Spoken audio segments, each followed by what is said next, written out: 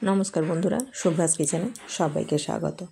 আজকে আমি বড়দিন উপলক্ষে কেক বানাবো, আর সেটাই আমি আপনাদের সাথে শেয়ার করব।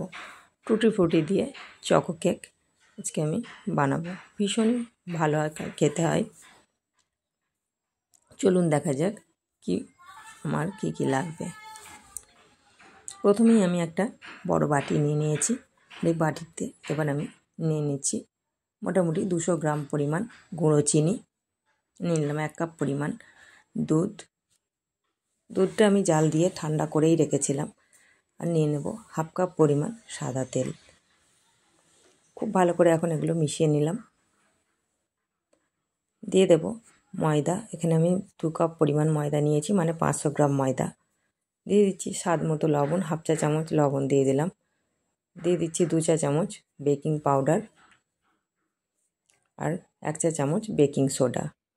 দিয়ে দিলাম 3 চা চামচ চকো পাউডার,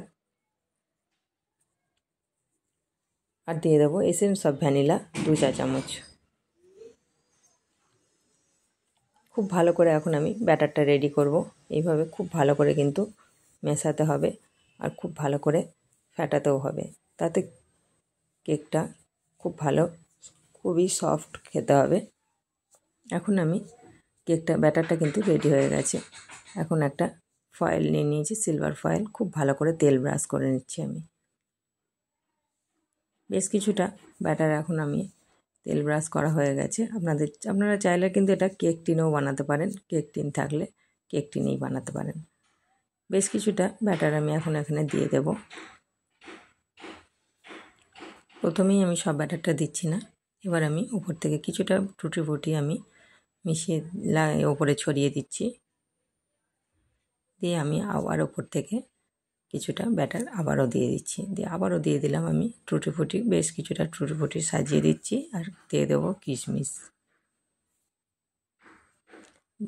কেকটা কিন্তু আমার এখন পুরোপুরি রেডি হয়ে গেছে। এবার আমি কড়া গরম করতেই দিয়ে দিয়েছিলাম গ্যাসে। আমি এটা এখন 40 থেকে 45 মিনিট সিমে দিয়ে হতে দেব।